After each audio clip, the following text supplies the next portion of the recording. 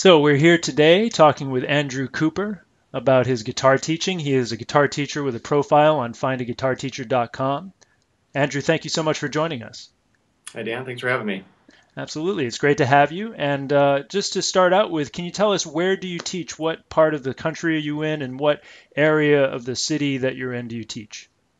Yeah, I'm in the Northwest in Bend, Oregon, like smack right in the center of Central Oregon. Yes. Been teaching about a good 10 years, and it's Hmm. a bit of a guitar town, and we got the Breedlove Guitar company here. Oh, wow. That's And great. yeah, so Hmm. that's my main location. We're about, I would say, 2, 3 hours away from Portland. Understood. And so that kind of starts my next question, which is, what is the guitar teaching climate like where you are? Do you find there's a lot of interest in learning to play guitar where you are? Yeah, it's actually quite surprising, Hmm. pleasantly surprising. It's definitely a guitar town. I mean, I have students from the age of 6 up to 80, Hmm. and yeah, lots of interest That's great. all over the place. And what are the styles of music that people are most likely to be wanting to learn? Generally speaking, I would say 80% is they just want to learn, classic rock, strumming Hmm. songs. I get a Yeah. lot of the baby boomers that finally Yes. have the time to play, so they grew up on all that kind of thing. Makes sense. Yeah, so I would say that's probably the bulk of it, and then I got a few, classical and things like that. Got it. Yes, I noticed you have a classical guitar there. I do, Yeah, I do. cool. Look forward to hearing you play some of that a little later, but tell us about some of the other styles that you offer. I do. Let's see. As I mentioned, classical, Hmm. rock, blues. Yeah. I mean, I could, pretty much any style. I would say jazz would be the only one that I wouldn't, I couldn't take. I can only take you so far, I guess, with jazz. I'm not a real Yes. total jazz guy. Lean more to the classical. Yes. But pretty much, yeah. That just yeah, Hmm. blues, rock, and classical obviously would be the mainstays. And then I also do teach bass as well. That's great.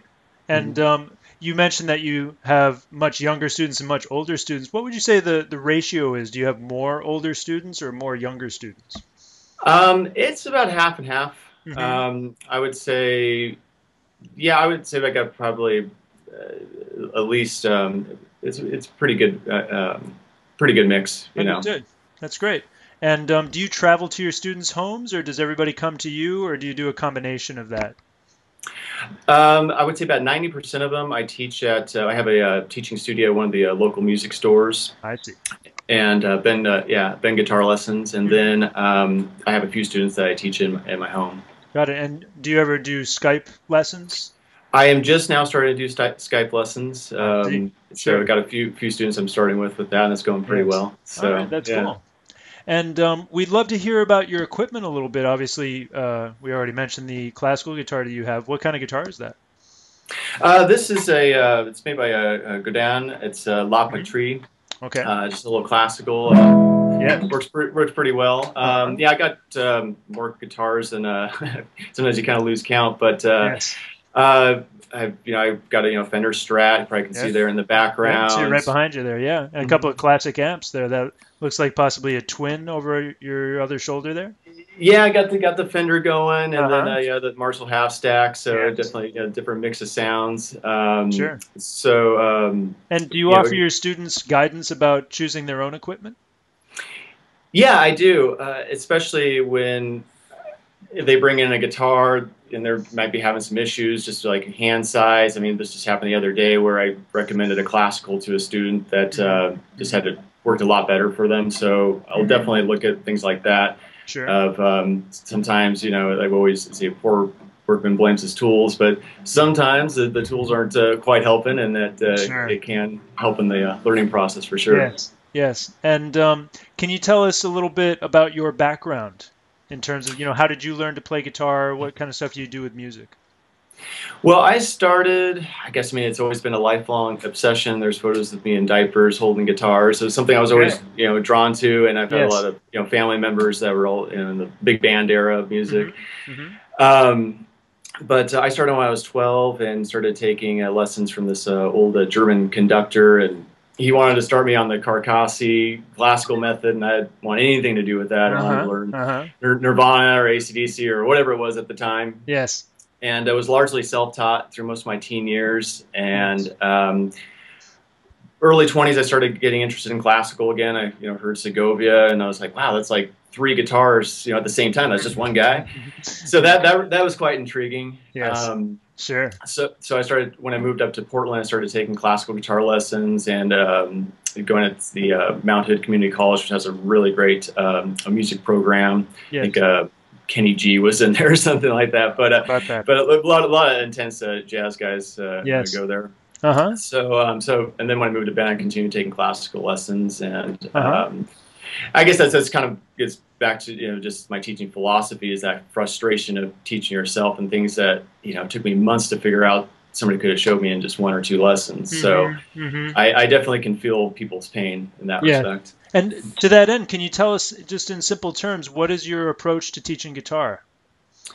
Get you inspired as soon as possible, get you playing something. I think, I don't try to bog you down with a bunch of theory. I actually wrote a method book that I just published. Oh, good for you. And it's really just, the first things are just going over the basics, the mechanics of, not just play something cool on guitar doesn't have to necessarily be hard. So, to start with simple things like power chords, little riffs, and then building up to the open chords, chord switching, rhythm, until eventually start doing movable bar shapes and things like that. Everybody's different, but there's definitely, they fall into certain groups and categories of ability and interest level. So. That makes sense. That makes sense.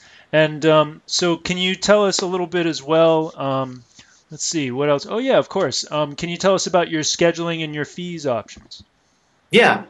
It's $25 per half-hour lesson. I just do those in monthly packages where it's you can just prepay $100 a month. And I can do the one-offs as well, where you can just book it on my website. And so that's just based on availability. So pay, then you're guaranteed that slot. Yes. I teach locally Monday through Wednesdays in the afternoon, like 2 to 7, and then pretty much like Mondays through Thursdays in the morning for online lessons. Yes. Got it. Okay, well, we'd love to hear you play something just to get a sense of what your music is like. Is there something you can show us on that guitar or whatever guitar you choose? Yeah, I mean, I can play something I just usually kind of warm up with every day, a little etude, a little classical thing, I guess, just to kind of get the fingers moving. So this is called a Study in C major. Let's see here.